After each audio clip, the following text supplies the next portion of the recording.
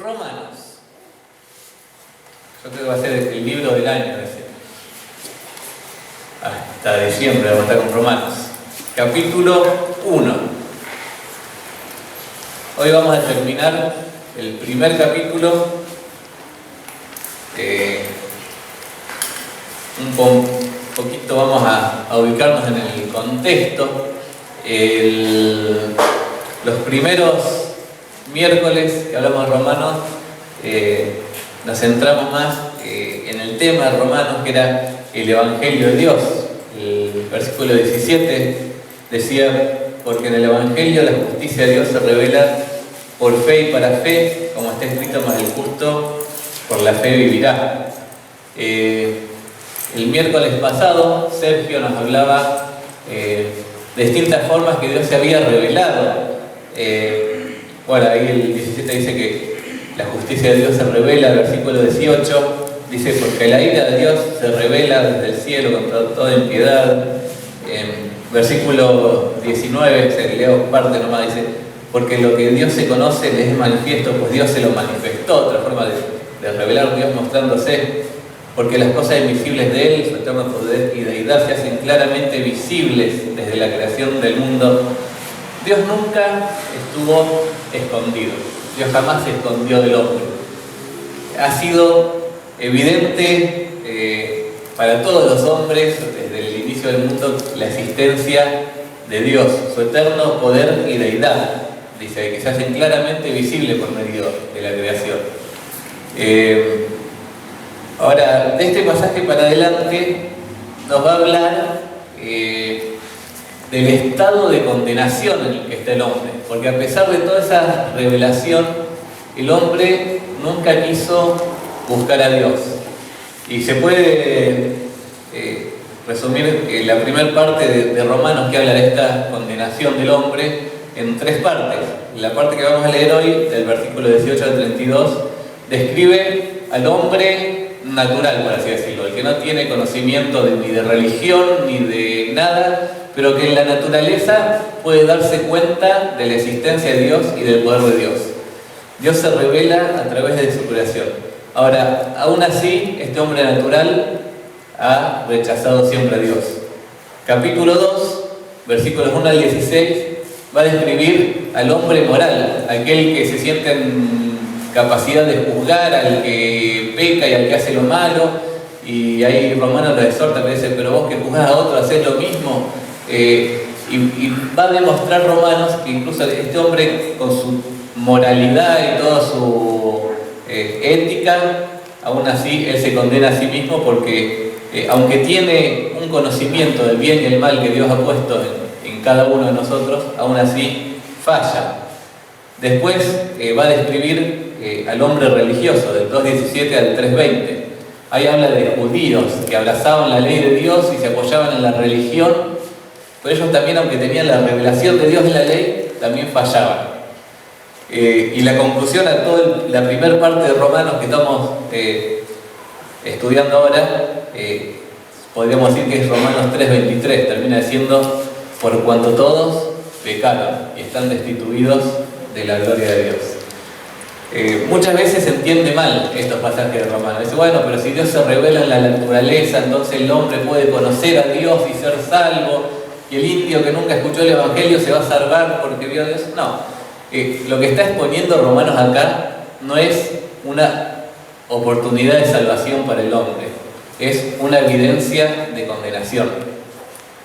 Es que ante todas las evidencias de Dios, el hombre no tiene excusa, porque no hay justo ni aun uno, termina diciendo Romanos. No hay quien haga el bien, ni siquiera uno. Entonces, bueno, no es una sección muy linda, porque habla puro de condenación, pero una sección para reflexionar. Una sección que describe el estado en que nosotros hemos estado, como decía hace un rato, el estado en que está el mundo actual, lejos de Dios. Versículo 19 dice: porque lo que de Dios se conoce les es manifiesto, pues Dios se lo manifestó.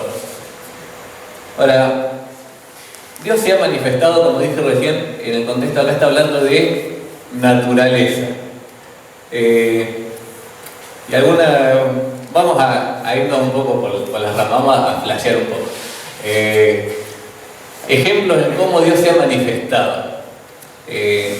Ahí, como no está súper, pero bueno, lo vamos a escrachar igual.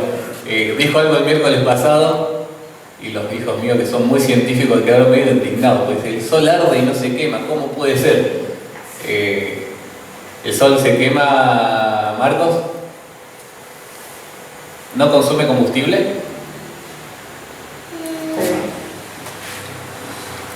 Sí consume combustible, Claro. pero nunca se acaba.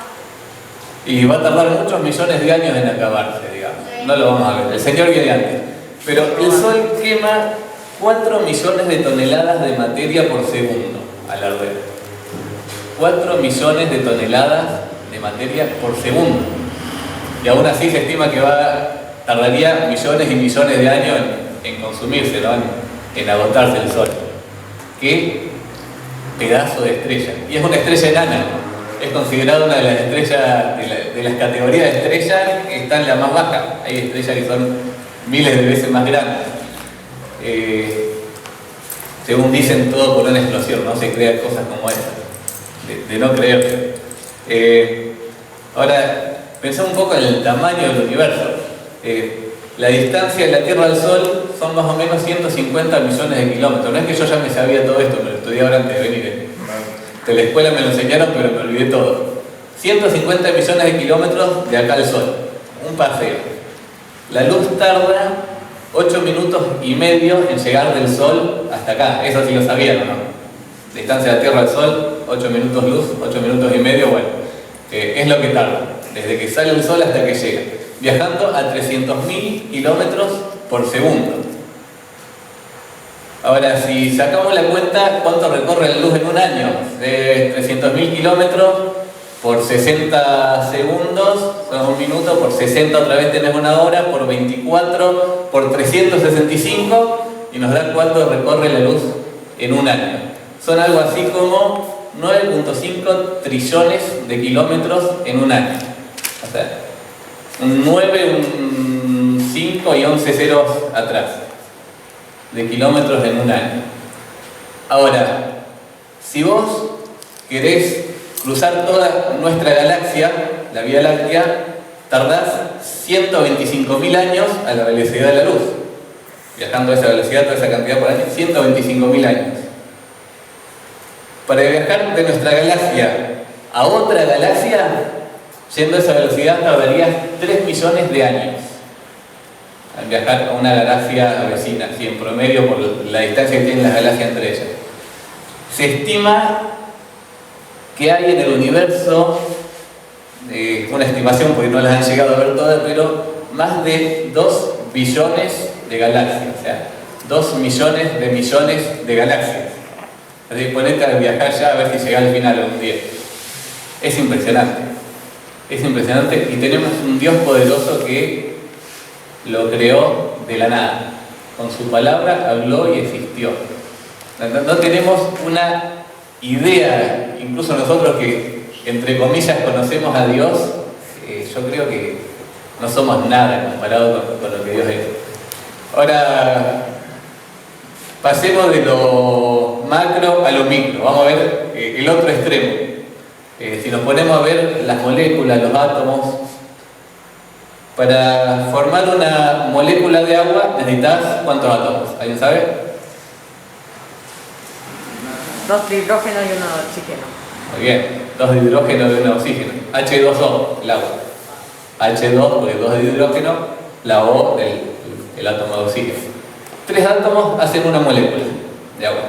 Ahora, si vos agarrás, todos son, no sé quién se pone a hacer estos cálculos, la verdad que son ridículos, pero bueno, vos agarrás una gota de agua, agarrás cada molécula que está en una gota de agua y la inflás al tamaño de un grano de arena. Tendría suficiente granos de arena para hacer una autopista de 500 metros de ancho, 25 centímetros de gruesa, desde Ushuaia hasta La Quiaca. Así de... Si haces que cada molécula de una gota de agua sea del tamaño de un grano de arena. Un par de moléculas tenía. Ahora vamos a pensar más chiquito. El átomo. Son unas cositas sorprendentes los átomos. Nadie jamás ha visto un átomo porque son tan chicos que no se ven. Ya lo estudian con no sé qué cálculos y cosas, aparatos. El átomo es básicamente nada. Están vacíos. O sea, vos agarrás el núcleo del átomo, ponele que es el tamaño de una naranja, y lo pones en la plaza del centro, los electrones, que son las cositas que van orbitando por afuera, estarían dando vuelta por afuera de Villa María. Y son más chiquitas que el núcleo. O sea que el átomo en sí es un montón de espacio vacío con microesferitas de materia en órbitas que giran a unas velocidades astronómicas. Y eso es el átomo, no es nada, es prácticamente vacío. Ahora, suponiendo que se pudiera quitar todo el vacío y dejar solo la materia, si vos agarrás a una persona, digamos como el Norio, que me está mirando, le quitas todo el vacío y lo dejás solo del sólido, sin todo ese espacio que le sobra al átomo, sería, a ver, lo tenía anotado por ahí, ocuparía la centésima parte de una millonésima de pulgada cúbica. Ni un polvo, no sos nada, Norio. Ahora, esa partícula chiquita sigue pesando lo mismo porque todo lo que le quitaste es solo vacío, dejaste la materia. Vos, si la empezás a multiplicar y haces un cubito de 1 pulgada por 1 pulgada por 1 pulgada, así maciza, así en el espacio que tiene la materia entre medio, ese cuadradito pesaría 450 millones de toneladas. Ya los perdí, ¿no? Y dicen que Dios no existe, ¿no? Que todo esto se creó por casualidad, de una explosión cósmica y todo se organizó en esto.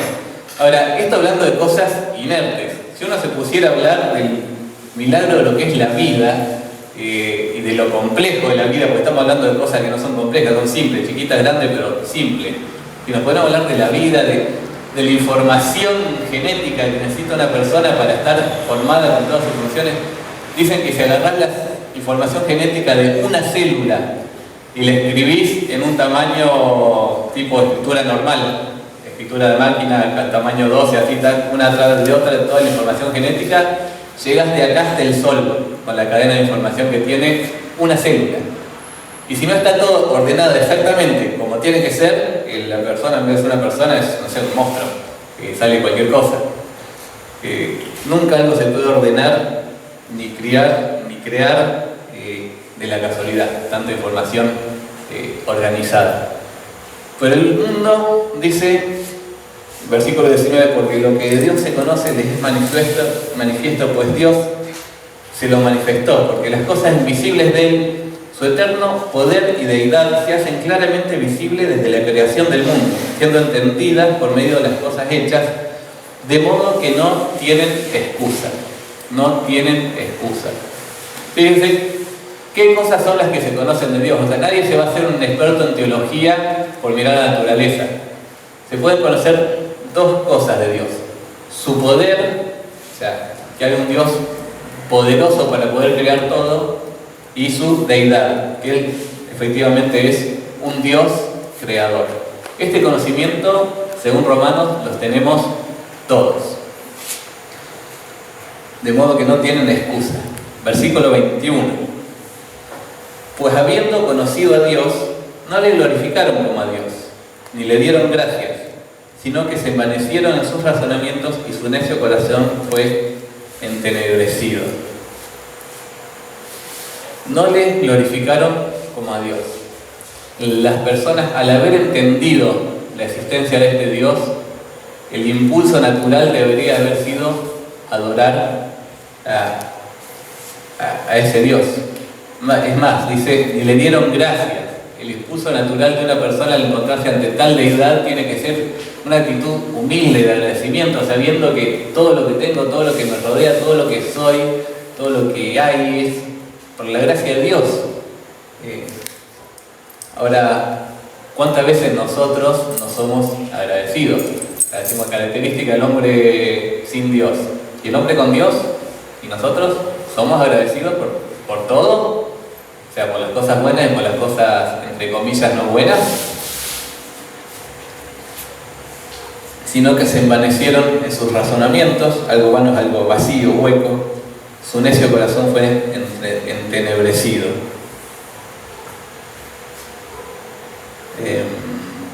Profesando ser sabios, se hicieron necios y cambiaron la gloria de Dios incorruptible en semejanza de imagen de hombre corruptible, de aves, de cuadrúpedos y de reptiles. Ahí está. El hombre, teniendo el conocimiento de Dios, decide cambiar este Dios por otro Dios hecho a la medida, digamos. Por ahí, imagen de hombre. Había dioses en la antigüedad que eran estatuas, bueno, hoy también, ¿no? Se adoran a estatuas con imagen de hombre, de mujer, incluso dice de aves, de cuadrúpedos, de reptiles. Siempre han existido estas deidades desde el principio del tiempo. Pueblos que adoraban el Baal, que era un toro, creo, ¿no?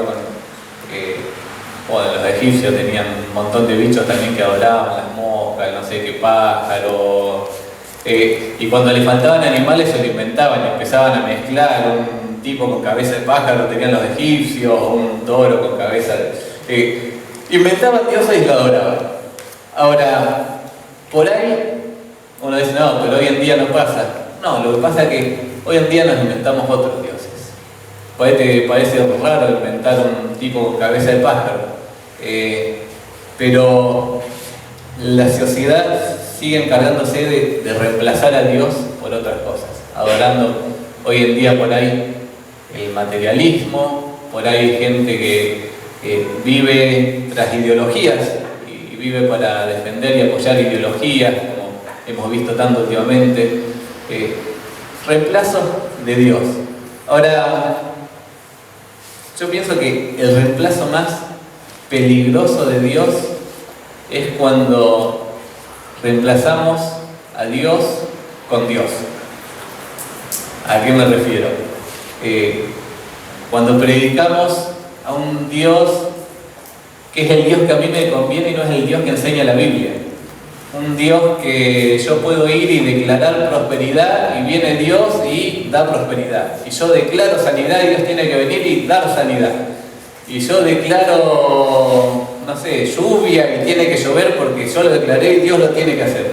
Ese Dios no existe. Usa la Biblia para decir que ese Dios está acá y ese Dios no está acá. No existe un Dios complaciente, un Dios de amuleto que yo lo puedo usar para lo que yo quiera. Si Dios es Dios, entonces yo soy la criatura que le debe adoración, que le debe gratitud, que le debe respeto. Yo soy el que me tengo que someter a Dios y no Dios a mis caprichos. Pero inventamos a un Dios Padre complaciente, inventamos un Espíritu Santo que me da poder para tantas cosas, pero que cuando la Biblia me promete que me da el poder para evangelizar, para hacer el ministerio, acá me da poder, según algunos, para sentirme en el Espíritu, en medio de una alabanza y toco el cielo con las manos. O sea, está bien estar contento en medio de la alabanza y sentir que el Espíritu te lleva a alabar, pero o sea, el Espíritu Santo no es que se encarga de hacerte sentir cosas espectaculares, extraordinarias. El Espíritu Santo te da poder para hacer el ministerio, como se lo daba a Jesús, que hacía todo en el poder del Espíritu, dice la palabra. Pero a veces inventamos un Espíritu Santo a la medida, ¿no? Para reprender. Ay, te reprendo. No, bueno. Inventamos un Jesucristo también a veces que no es el bíblico. Vos tenés problema de lo que sea, recibí a Cristo y Jesús te va a solucionar la vida. Luchás con la droga, bueno, recibí a Jesús y la droga ya no es problema. Tenés problema económico, hacés esta oración, vas a recibir a Jesús y todo se va a solucionar. Me parece que Jesús es una especie de varita mágica que viene y te soluciona todo. El Jesús en la Biblia es distinto. Jesús es Salvador, pero Jesús es Señor. Y cuando vos recibís a Cristo, no estás recibiendo a alguien que viene solo a ayudarte. Estás recibiendo a alguien que viene a guiar tu vida, a mostrarte cómo vivir, cómo hacer las cosas, cómo dejar el pecado, cómo vivir para Dios. Es un Jesús que dijo que el que no renuncia a todo lo que tiene no puede ser mi discípulo. Él mismo lo dijo. Nosotros predicamos a veces a un Jesús que no demanda nada, solo vos aceptarlo y todo va a estar bien. Yo creo que cuando cambiamos a Dios por un Dios parecido como este, es por ahí más peligroso que cambiarlo por una imagen de un toro embalsamado. Sigamos. Dice, versículo 24, una frase, dice, por lo cual también Dios nos entregó a la inmundicia y la concupiscencia de sus corazones. Y esta frase, Dios nos entregó, se va a repetir en el versículo 26, dice, por esto Dios nos entregó a pasiones vergonzosas, versículo 28, y como ellos no aprobaron tener en cuenta a Dios, Dios nos entregó a una mente reprobada. Ahora, después de que el hombre rechazara tan abiertamente a Dios, dice, Dios los entregó. ¿Qué quiere decir que Dios los entregó? ¿Dios los motiva a pecar? No. Lo que está diciendo es que Dios los abandonó a que hagan lo que quieran, básicamente. Dios sabe que el pecado destruye. El pecado es algo que mata. La paga del pecado es muerte. Dios quiere que las personas no pequen.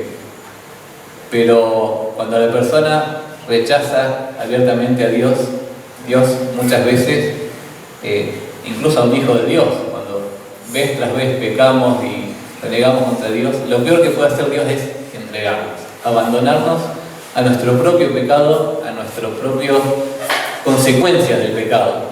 Bueno, estas personas, dice que el estado de todos aquellos sin Dios es Dios los entregó. Dios los abandonó a su propio pecado. Hay un ejemplo, tenemos tiempo, que ilustra más o menos esto en 1 Corintios capítulo 5, versículo 5. ¿Se acuerdan el chico este que estaba viviendo con la mujer de su padre? O sea, estaba haciendo una vida conyugal, por así decirlo, con una que no era su madre, sino era otra esposa de su papá. Bueno, ahí Pablo los reta a la iglesia, le dice que cómo pueden permitir este pecado dentro de la congregación. Y con respecto a esta persona que estaba viviendo en ese pecado, le dice, el tal sea entregado a Satanás para destrucción de la carne, a fin de que el espíritu sea salvo en el día del Señor. O sea, el concepto de entregar ahí no es, bueno, yo agarro al tipo, le pongo un moño, voy hasta donde está el diablo y se lo doy para que el diablo haga lo que quiera. No, la iglesia se va a apartar de esta persona, lo vamos a dejar, no lo vamos a visitar más, no vamos a tratar más de restaurarlo porque ya está perdido. Déjenlo, el tal sea abandonado, por así decirlo, entregado a Satanás. ¿Por qué dice entregado a Satanás? Bueno, porque al estar lejos de la iglesia, es más probable que Satanás después lo iba a agarrar y iba a terminar de destruirlo. Cosa que después, por la gracia de Dios, en ese caso no pasó. Pero bueno, acá el concepto de Dios los entregó es lo mismo. O sea, Dios se aparta y los deja. Ya está. Deja de tratar de ayudarlos en esa condición en la que se encuentran. Ahora, vamos a ver algunas características de estas personas en ese estado, lejos de Dios, entregados a sus propios pecados. Versículo 24 dice que Dios los entregó a la inmundicia, a la concupiscencia de sus corazones. Esa palabrita concupiscencia significa malos deseos, los deseos malos pervertidos de sus corazones. Después el versículo 26 dice que Dios los entregó a pasiones vergonzosas. Una característica, la primera característica de estas personas es sus deseos corrompidos, sentimientos de querer hacer siempre el mal, pasiones, concupiscencias, malos deseos, todo apuntando a una dirección opuesta a Dios. Habla de inmundicia y nos entregó la inmundicia en los malos deseos de sus corazones. Otra característica, versículo 22 dice, profesando ser sabios, se hicieron necios.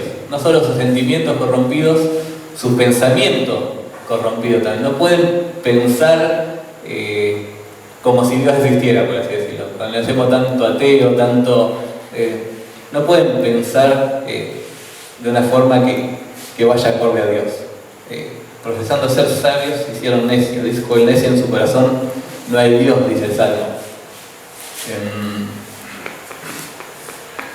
Versículo 28 dice, por el medio de Dios nos entregó a una mente reprobada. Ya no razonan bien, por así decirlo. El pensamiento está corrompido.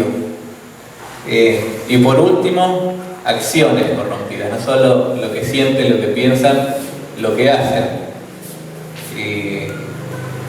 Versículo 20, leímos hasta el 26, por esto Dios los entregó a pasiones vergonzosas. Ahora vamos a leer hasta el final, dice, pues aún sus mujeres cambiaron el uso natural por el que es contra la naturaleza, y de igual modo también los hombres, dejando el uso natural de la mujer, se encendieron en su lascivia unos con otros, cometiendo hechos vergonzosos, hombres con hombres, y recibiendo en sí mismos la retribución debida a su extravío. Y como ellos no aprobaron tener en cuenta a Dios, Dios los entregó a una mente reprobada para hacer cosas que no convienen, estando atestados de toda, y acaba de dar una lista larga para sumar a todo lo anterior, dice, atestados de toda injusticia, fornicación, perversidad, avaricia, maldad, llenos de envidia, homicidios, contiendas, engaños y malignidades, murmuradores, detractores, aborrecedores de Dios, injuriosos, soberbios, altivos, inventores de males, desobedientes a los padres, necios, desleales, sin afecto natural, implacables, sin misericordia, habiendo entendido el juicio de Dios, que los que practican tales cosas son dignos de muerte, no solo las hacen, sino que también se complacen con los que las practican. Ahí está viendo esta listita de pecados uno tras otros. Si nos tomamos 5 minutos para explicar cada uno, vamos a estar 1 hora 55, así que los vamos a saltear, pero sí sirven para darnos un pantallazo, lo que es un hombre sin Dios. Por ahí en algunos se note más, por ahí en algunos se note menos, pero la persona sin Dios está en esta condición. Ahora, como cristianos, por ahí estaría bueno que cada uno en su casa agarre esta lista y la repase de nuevo, para ver si algo de todo esto no se nos está pegando a nosotros. Si nos dejamos en algún momento glorificar a Dios, si nos dejamos de ser agradecidos, si hay algún tipo de impureza en mi vida, y bueno, la lista es larga. Dice Colosenses, no lo busquen, se lo leo, lo tengo anotado acá. Colosenses 3, 5 y 6 dice, haced morir pues lo terrenal en vosotros. Y miren que acá está hablando a creyentes. Haced morir pues lo terrenal en vosotros. Fornicación, impureza, pasiones desordenadas, malos deseos y avaricia, que es idolatría. Cosas por las cuales la ira de Dios viene sobre los hijos de desobediencia. Esta lista es más corta, pero para mí que la resumieron en Colosenses. Pero un creyente, aunque sea creyente, no está exento a ninguna de estas cosas. Tenemos todavía dentro nuestro esta naturaleza caída. Hemos sido salvados por Dios, hemos sido regenerados, tenemos una nueva naturaleza. Esta nueva naturaleza no puede pecar, pero vive al lado de otra que peca todo el tiempo. Al menos la mía, no sé si lo de ustedes. Tratemos de desechar todas estas cosas terrenales de nuestra vida, como dice Colosenses. Ahora sí, pasamos a los motivos de oración.